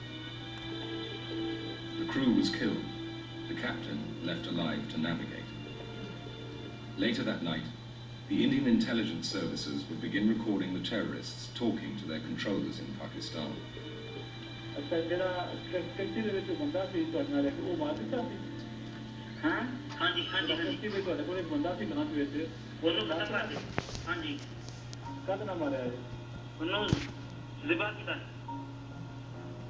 Under cover of darkness, they landed in a fisherman's slum next to the oldest, wealthiest part of Mumbai. Splitting up into teams of 2, they said their last goodbyes and hailed taxis to take them to their targets, which were all close by. मतलब ना ये इस्लाम और कुफर का मार्ग पे मतलब ऐसी वो बंदे हैं जिन्होंने अल्लाह ने अपने अपने दीन की सुभाना से बात At the station, Kasab and his accomplice Ismail mingled with those they had come to kill.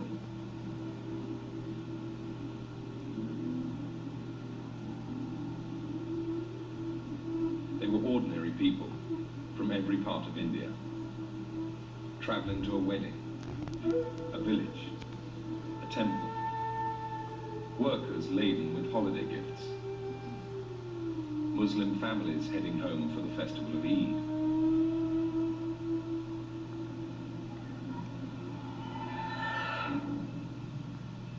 At 7 minutes to 10, Kasab and Ismail opened their backpacks and took out assault rifles. The policemen at the station stood watching the massacre. Then most of them ran away and hid. One who didn't was Sudam Pandaka. त्या टायमाला आम्ही 15-20 पोलीसवाले तिथे होतो, परंतु काय प्रकार आहे आणि काय करावं ते सुचत नव्हतं अजिबात. म्हणजे आमचं सुद्धा हे चालत नव्हतं. काय करावं काय नाही. The second in command at the station, Police Inspector Shashank Shinde, rallied his men. फक्त त्यांनी तिथे सांगितले 5-6 रायफलवाले तुम्ही इकडे माझ्या बरोबर चला आणि त्यांनी सांगितले हे अतिरेकी आहे तर तुम्ही फायर करा. काहीच नाही, फक्त नेम धरून त्यांना गोळे झाडायचे एवढंच मनात होतं, बाकी काही नाही. त्यांच्यावर फायरिंग करून त्यांना मारायचं एवढंच हे होतं मनात. To take on Kasab, Pandaka carried an ancient bolt-action rifle with 5 bullets. Inspector Shinde carried a pistol. Another policeman, Ambadas Pawar, was unarmed. Ambadas पवारने मला सांगितले की मी पोलीसवालाच आहे, रायफल घेऊन मी फायरिंग करतो. म्हणून माझ्यातून रायफल घेऊन मी एक राऊंड घेऊन त्याने फायर केलं. त्या टायमाला रायफल लोड वगैरे करूच तर त्याने फायरिंग केलेली. अतिरेकी आहे त्याचं नाव कसं आहे. माझ्या छातीवर दणका गोळी झाल्याने गोळीचा मार छातीवर बसल्याने शांत होता आणि माझ्या पाठीमागं शशांक शिंदे साहेब आणि अंबादास पवार ते मयत स्थितीत पडले होते पाठीमागं. As Kasab and Ismail headed for the exit, a policeman grabbed a rifle from a terrified comrade.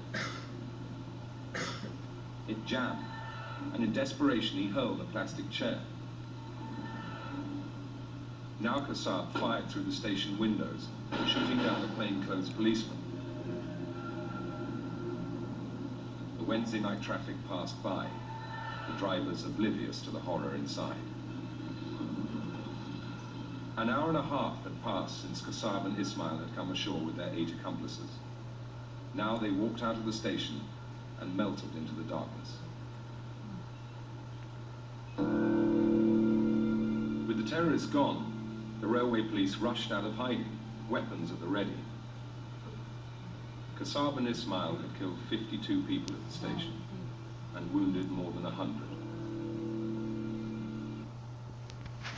52 people, 2 guys. There was more than that. There was more than shot. There was hundreds and hundreds of people in there. It's your personal choice to fight and defend yourself and others. I'm not saying you have to do that. Somebody has to be the warrior. And you never know who it's going to be. The people you expect to react won't. The person you don't expect to react probably will. Because I have a video of an 80-year-old grandmother that was the warrior. But nobody helped her. She can't take down a gunman. She tried with a purse. Whack! So you have to do something. Buy us the time to get there. Because we're coming, and we're bringing the pain.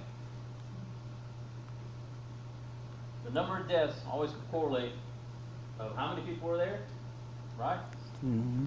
And how quick we arrive, or one of you does something. Okay? You know what the average response time for police is for an active shooter event? Any guesses? 2 minutes. 2 minutes? 3. 3 minutes. Pretty quick, right? Not when you're being shot at. I'll tell you that. I always say when seconds count, police are minutes away. We can't be everywhere, right? But we're coming. Trust me, we're coming. We had a active shooter call at UT Tyler not too long ago, and within a few minutes, I mean, 50 officers were there. I've seen, and from DPS to game wardens, county deputies, that we were all there. I just couldn't get there. My car wouldn't go fast enough. It's gonna be loud. I won't do that. There's gonna be some gunshots. I don't want to surprise you. If I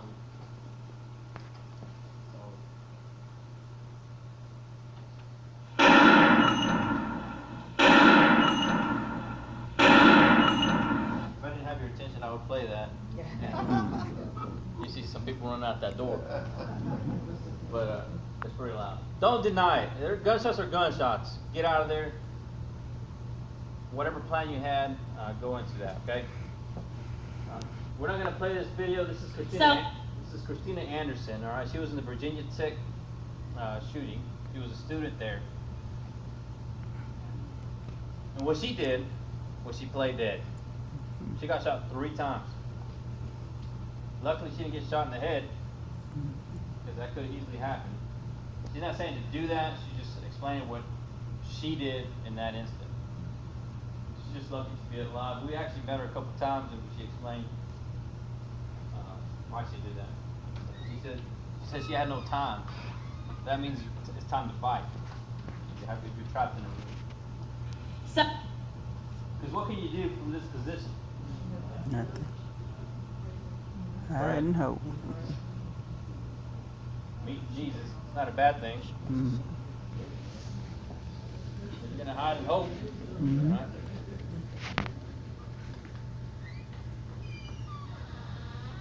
Deliberation we talked about, and this is the 3 letters that mean avoid, deny, defend, ADD. Avoid, deny, defend. It doesn't have to be in that order. So this video right here we're going to watch, and then we'll have another one. Should be done.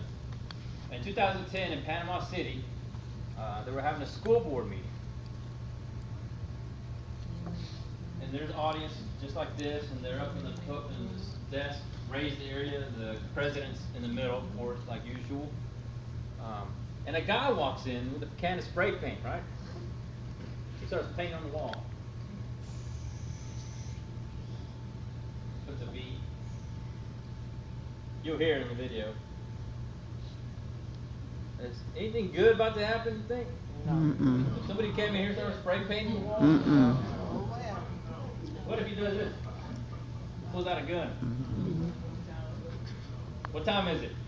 Time to leave. Have you seen the Looney Tunes when the puff of smoke is gone? Mm-hmm. When somebody takes off? That's what should be there. But no, people are in denial. That ain't a gun. This ain't happening. They'll sit there. Right?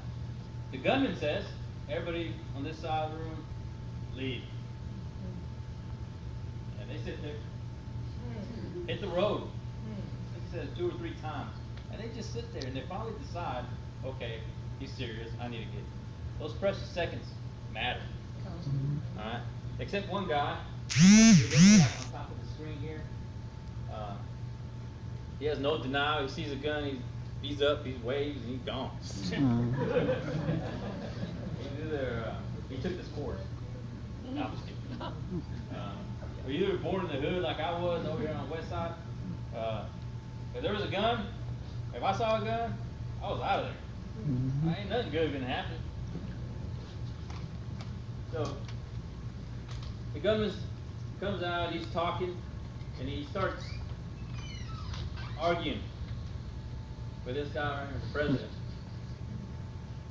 Who was the first person to get shot? President. If you're arguing with a gunman, he's got a gun. Nothing you say. I mean, he's obviously not there. He says, I'm going to die today. You think he cares about his life? No. Anybody else's life? No. No. So he walks up, and my warrior comes up. Wham! Hits him with the purse. She comes up from behind. I'll laser point so you can see these things happening. I'm trying to explain it so you see all these things happening all at one time. And it distracts the gunman, he turns his back. And I want you to count how many seconds his back is turned to these grown men that do nothing. Okay? Pay attention to those things. And you'll see some ladies that are sitting there and they finally decided to leave. Well, let me get my purse first and my jacket. You know, leave that stuff. It's just stuff. You can get it later. You'll get it back later. You'll see the secretary doing this. She wants to leave so bad, but it's not. She's not doing it. All right? And her lizard brain, every time she leaves from her desk, what do you think she does? Go back, go back. So these things are built in your brain, right? This is your lizard brain. You'll see these things. So let's just go ahead and watch it here. No, I'll try to point out the technology that knows it's on it. Pull it back a little bit. Pretty loud. And from the technology that knows it's on the sharpness we have there, and it's part of the plan that we have in the workshop we're going to have following this meeting, but this will be the first step in that whole process.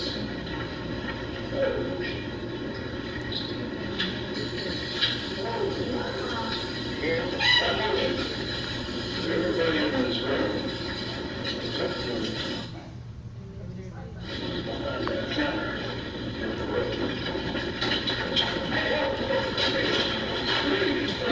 He's gone.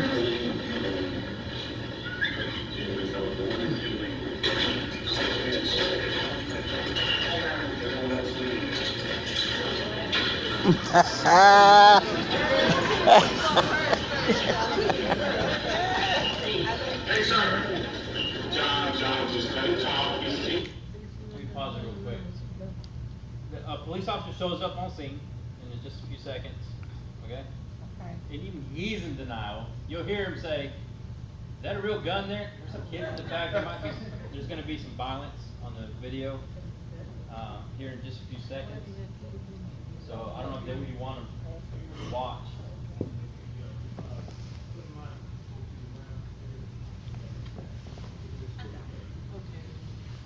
So that police officer is in denial. All right. He probably needs to find another job. But I'll just kind of explain why he didn't do anything at that point.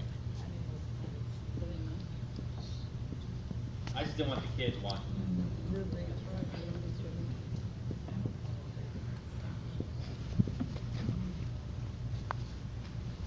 And from the technology that knows it's on the sharpness we have there, and it's part of the plan that we have in the workshop we're going to have following this meeting, but this will be the first step in that whole process.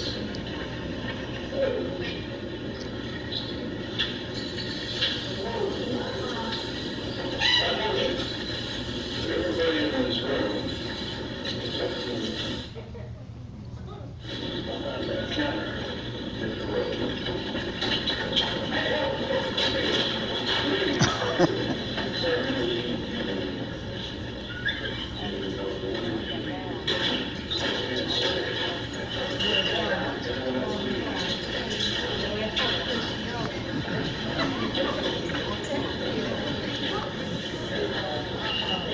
Hey, sir.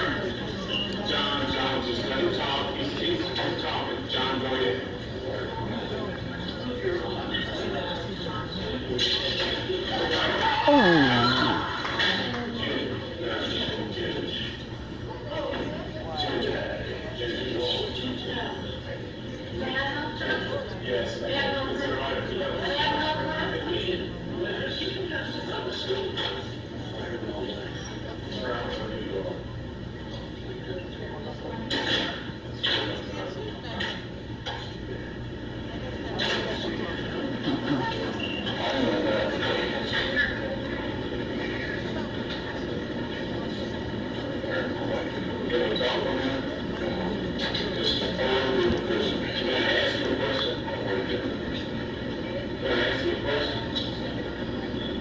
Because I really don't know who you're talking about, to be very honest with you. I have no idea. She was fired. I believe that because you said that, but what did she do? Go ahead. And you just walked to school with this person? Where did she work at school? He needs some help. No, he's... Hey, no. Boy, we should have won the job. Come on in. Got it on the school safety officer. Well, come on in. You got a real down there? Come on in. Nah, we're gonna wait, man. He probably let it happen. See, I don't know what she did. They're called the police agents. I know that. Part of what? Sir, I don't know what you ran to stop taxes, okay? You said, we don't need no taxes. No, it's not your money.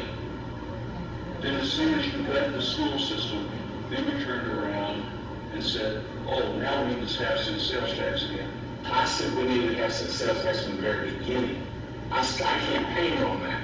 Oh, yes, I did. You can find, you can look on the material. I said from the beginning, we have some sales tax in the most equitable way because everybody pays it, not just property owners. But see, here's what I don't want to happen. I don't want anybody to, listen, just listen to me for a minute. I don't want anybody to get hurt, and I've got a feeling that what you want is the cops come in and kill you because you're mad, because you say you're going to die. But why? This isn't worth it. This is a problem. Please no. Please no. Please. I'm going to get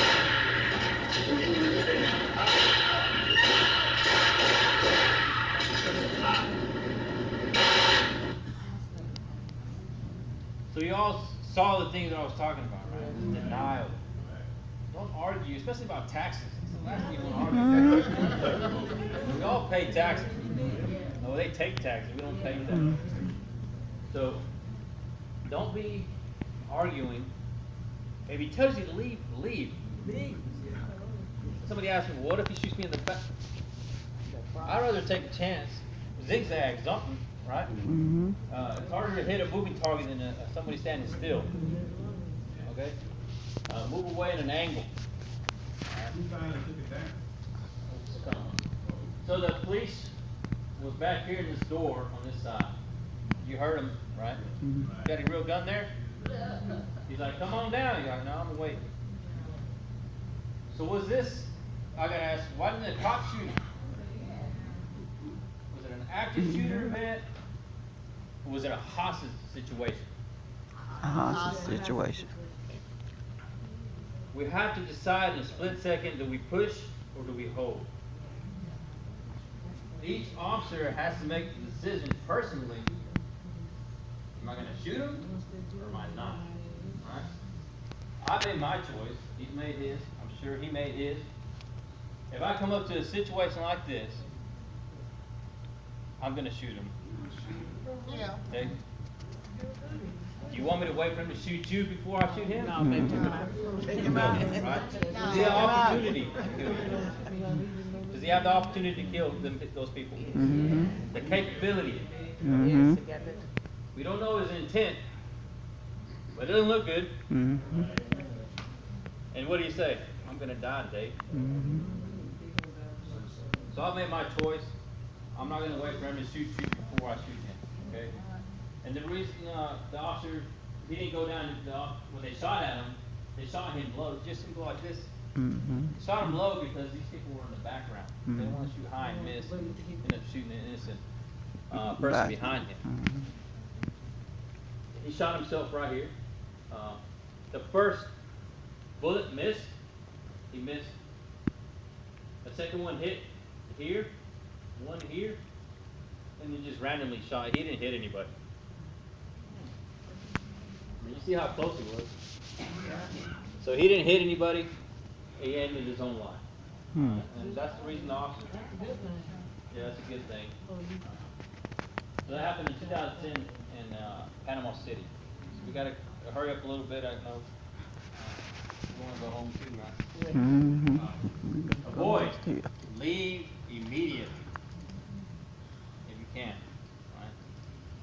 Know your exits. Gunshots here. You want to go out this door? No. Go out that door. call 911 when you get a chance, okay? Give a full description from head to toe, even their shoes. Because not a lot of criminals carry a second pair of shoes when they commit a crime, right? I don't even carry a second pair. I have to go home and get another pair of boots. So it's hard to change shoes. Everybody in here probably has a little bit different pair of shoes, all right? Because we chase suspects and they're wearing something completely different around the block, or even naked. But call 911, give a full description, only what you saw, not what somebody else saw. If you only saw one shooter, say only one shooter. We always consider there's another shooter. We automatically do that. So, but if you do see two shooters, let us know. Consider secondary exits. We already talked about that. Most buildings and businesses, their walls are made of what? Drywall. It's like chalk and paper. You can punch it out and get to another room. Consider windows, secondary doors. All right. Go to another, block this door and get to another office to break through a wall or something. You know, think outside the box. Because criminals do. They do. We go to an apartment complex. We go to this apartment. We know he's in there. He don't come out. We finally go in, and he's not in there. He's in the next apartment. How do you think he got in there? Through the wall. Yeah. So he had his plan. Consider secondary exits. Deny them entry. Lock the door is the easiest thing, right? How can you block this door right here? Paper. This one. Open If it didn't have a lock, how do you block this door? Chair, table. You can throw everything in front of it, but it opens out. The out one. Right? So what else do you use? That's our rope here, right? Something. We don't have, we don't carry ropes, but hey, what? There's a stitching cord right here. Tied from here to there. Do whatever it takes. All right? You're denying them entry for you to look for a secondary exit. I'm sorry. But if you can't get out, it's time to fight. All right? Barricade. The heavier the better, more the better. Simple door stop. If the door opens this way, you can kick it under there. You know, I went to the dollar store. You can make your own slice of 2x4 in the angle, stuff like that. This is a tactical cinch. It's just a rope. Anything with the word tactical in front of it, it's like double the price. So it's just a rope. In Grace, they actually use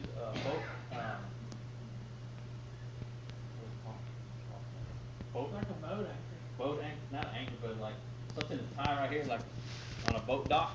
Yeah, they use that. I don't know if you've seen those in school. They're prepared for something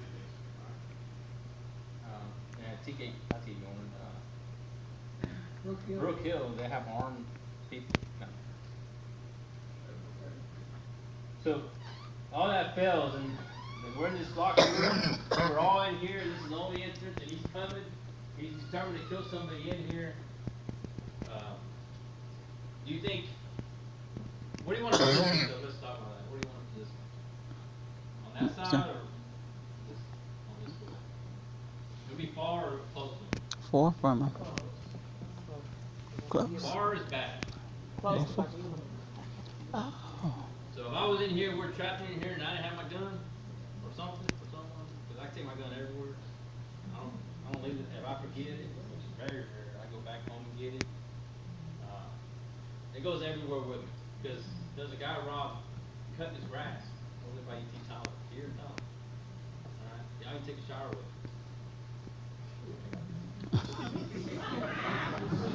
But it's really close. So, you gotta position yourself.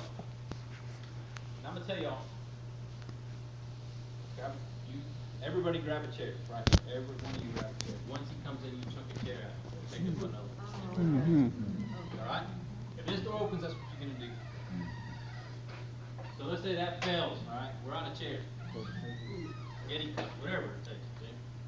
I'm gonna stand right here, and the first thing he's gonna do is, what is the first thing you're gonna see when he comes in? So I'm gonna grab the gun, like your life depends on it. It's not a nice gun and the wrist. Right? But because you don't grab the wrist, what's it going to do? Right? Go. So you grab the gun, point it away from your body, because that first bullet's probably going to go off. It's going to malfunction if you grab the gun tight enough, even a revolver won't turn. All right? If you grab that sucker hard, and then what do you do next? Fight. Whatever it takes, right? Deadly force is deadly force. However you choke them out, whatever it takes, disarm them. Right? It's your life, your family's life, your friend's life. I know we're out of time now, but this is Lieutenant Brian Murphy. He responded to an active shooter in Wisconsin. He showed up, saw him, and it's kind of ironic that his name is Murphy. I heard of Murphy's Law. Okay, so we have rifles in our lock, and they're locked in our patrol cars, and you have to put this magic code to get them out. It's 1, 2, 3. Let me see it. So you push this button, and then unlocks the rifle to use it, right? Guess what didn't work when he showed up on the scene? Oh. He couldn't get his rifle. When he got out with his pistol, the guy, they shot at each other. He got shot in the chin.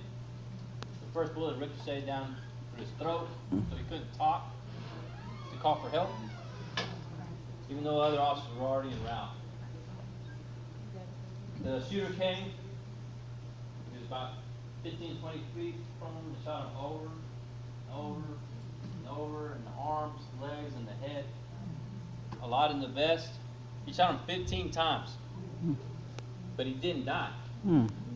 Good guy. You know why? He was a Marine. I'm just kidding. Yeah.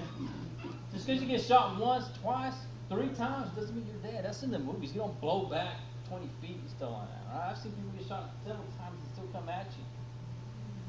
Deputy Dawson on the courthouse got shot 5 times with an AK-47, and he's alive to this day. He's having some complications now, but he's still alive. You're not dead till you're dead. You keep fighting.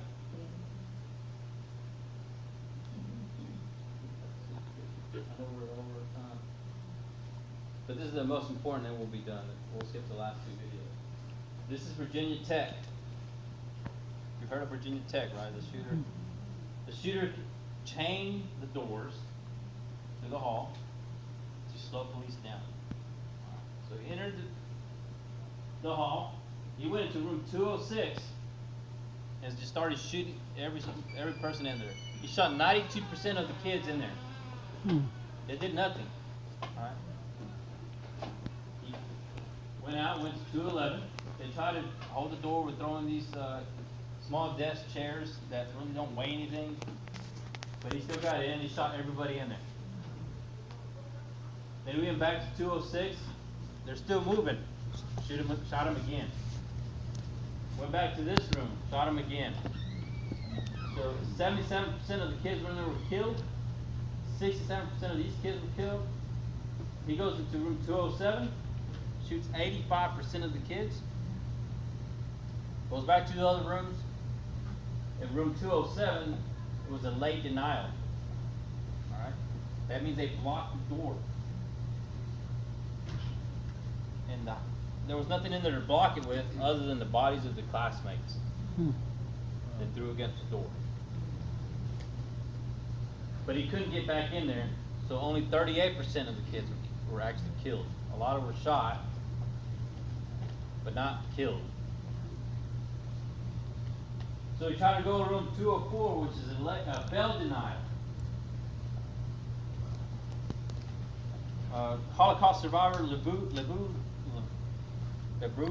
Lebrescu, I believe I'm saying his name wrong. Tried to hold the door while he's getting the kids out the window. Unfortunately, he shot through the door and killed the professor, but he did something, right?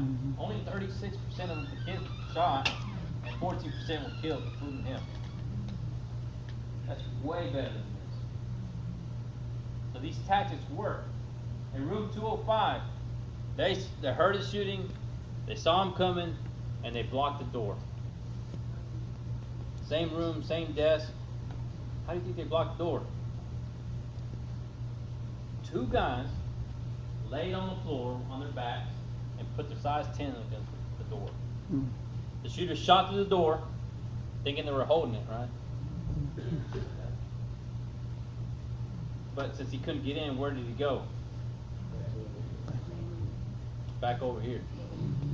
Avoid, deny them entry, or fight. Defend yourself. If you don't, I don't know who is. Any questions on it? These are hard facts. That these tactics work. Just remember, you're not helpless. What you do matters. Don't be the goat that faints and falls over.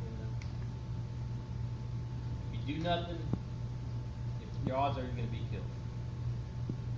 Buy us the 3 minutes. I say 3 minutes, but it's going to be shorter than that. I promise you, we're coming. All right, we're not that far outside the city limits. I'm coming here. It don't matter where it is. We're coming. This don't mean anything. This is a quick run through of what avoid, deny, defend. Attack starts. Look for exits. You avoided it. You deny them entry. Look for other exits. Yes. If not, then you defend yourself. It was a test that's going to happen. He talks about when police arrive. We'll skip over that. But our main priority is to stop the killing. If there's an active shooter going on that side of the church, and you're in here bleeding, we can't stop and help you when there's actively people being killed actively. You know, we can't stop. I might throw you my tourniquet. Hopefully, you know how to use it. But you have to learn some basic first aid to stop your own bleeding. Okay? Because we have to, especially in a school, it's going to hurt seeing bleeding kids. Then I have to bypass and go stop the shooter. That'll harm. And when we arrive, the biggest thing is just follow our commands. Because we're just as scared and amped up as you are going to be. All right?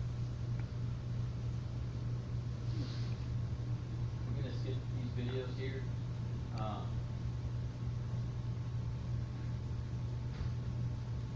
AvoidDenyDefend.org. The last 2 videos are on there. You can find them on YouTube when you get a break or just at home tonight. You can look them up. The one by the LA County Sheriff's Office is a little bit better than the one made by Walmart because it tends to be in malls and schools, places of business, or a church. Any kind of setting other than just commercial setting. Does anybody have any questions? I think we did a good job.